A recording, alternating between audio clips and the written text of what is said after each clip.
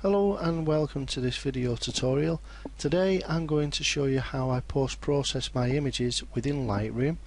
I'm going to show you a few sliders on the right hand side of Lightroom and explain a little bit about the shot and why I use the sliders to maintain and basically enhance the photo that I've taken out in the field. The first thing I'm going to do is explain the settings for you on the photograph itself. With this photo I used the D800 with the Tamron 150 to 600mm lens. I shot it at ISO 250, as you can see from the settings at the top here. I used full zoom at 600mm with an f-stop of 6.3 and 640th of a second shutter speed.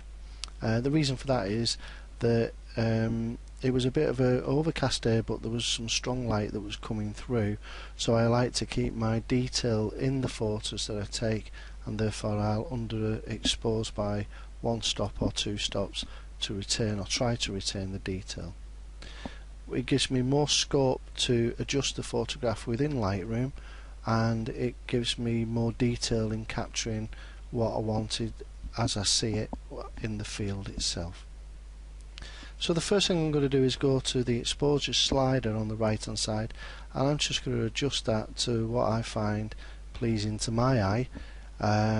Now on your pictures it's going to be different, obviously, because the different lighting and the different cameras and the different settings that you've used. So by using the sliders, by moving them up and down, we'll control the exposure on the image itself.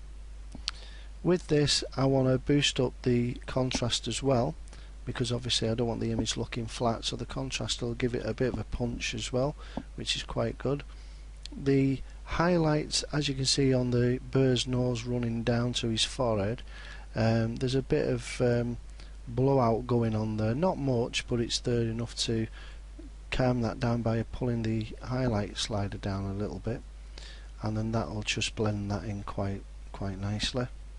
Shadows, I'm going to lift that up to about 24% and the whites to about 10. Blacks I'm going to pull down slightly because I don't want too much of the curve behind him showing, and it'll just give the darks a bit more of impact on the shot itself as well. Now the burr itself and the stone is a bit yellowish, so what I'm going to do is I'm just going to bring the vibrance down just slightly, and what that'll do is it'll take the hardness of the actual dominating colour and pull it down a little bit to calm it down, so it balances it out quite nicely.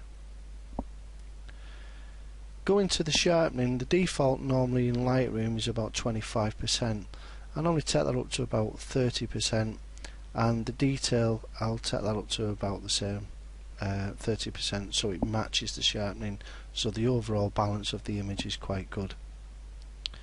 Then also I use the enable profile correction box. I'll tick that and make sure that the image is flat and in coordinated with the actual lens type that I've used. You can do this manually, but I would let Lightroom do it automatically for you, and then that way you can get a better judge on the image itself. And that's it.